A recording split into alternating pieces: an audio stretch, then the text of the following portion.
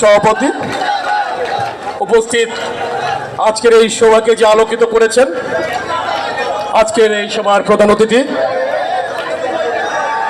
বাংলাদেশ শ্রমজীবী মানুষের পথ প্রদর্শক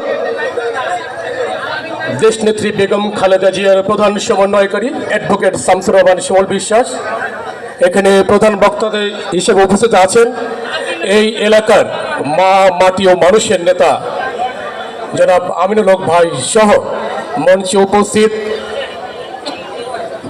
বাংলাদেশ জাতীয়তাবাদী শ্রমিক দল ঢাকা মহানগর উত্তরের বিপ্লবী আহ্বায়ক কাজী শাহ আলম রাজা ও এই শ্রমিক যে জাগরণ, ঢাকাতে যে শ্রমিক জাগরণ হয়েছে এবং এই জাগরণ দেখে সারা বাংলাদেশের শ্রমজীবী পেশাজীবী মানুষ যে জেগে উঠেছেন, তার নেতৃত্ব যে দিয়েছেন সে আমাদের ভাই, আমাদের বন্ধু, ঢাকা মহানগর উত্তর শ্রমিক দলের বিপ্লবী সদস্য সচিব জনাব কামরুজ্জামান সহ মহানগর নেতৃবৃন্দ, মহানগর শ্রমিক দলের নেতৃবৃন্দ, বিএনপির নেতৃবৃন্দ, আমার সামনে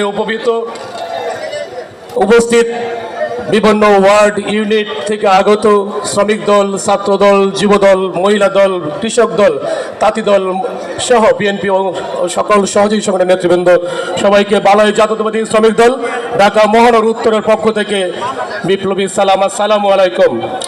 সংগঠনের নেতৃবৃন্দ, আজকের এই মঞ্চের যে প্রধান বক্তা আমিনুল হক সাহেব, ওনার যখন কর্মজীবন ছিল উনি একজন কৃতি ফুটবলার ছিলেন।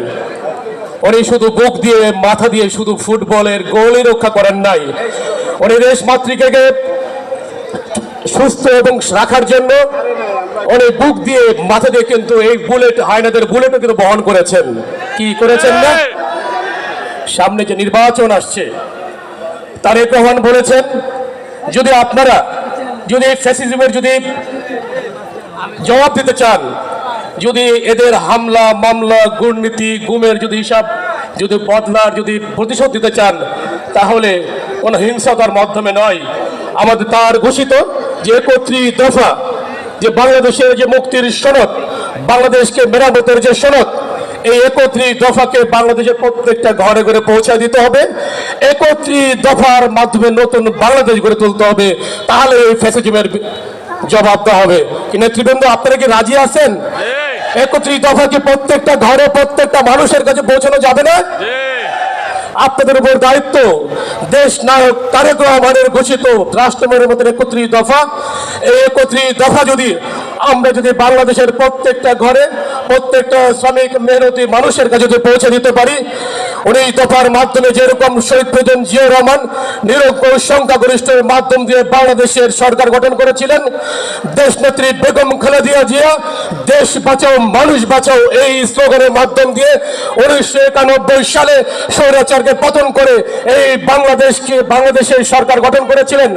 ঠিক নতুন বাংলাদেশের নতুন আশা, নতুন সম্ভাবনার নতুন মানুষ আমাদের প্রিয় নেতা দেশ নায়ক তারেক রহমান ঘোষিত 31 দফা যদি আমরা যদি বাংলাদেশের প্রত্যেকটা মানুষের কাছে পৌঁছে দিতে পারি, আমি বিশ্বাস করি আগামীর যে নির্বাচন আসছে সেই নির্বাচনে বাংলাদেশ জাতীয়তাবাদী দল এবং ধানের শীষ বিপুল ভোটের মাধ্যমে বা বিজয় লাভ করে আগামী সরকার গঠন করবে ইনশাল্লাহ।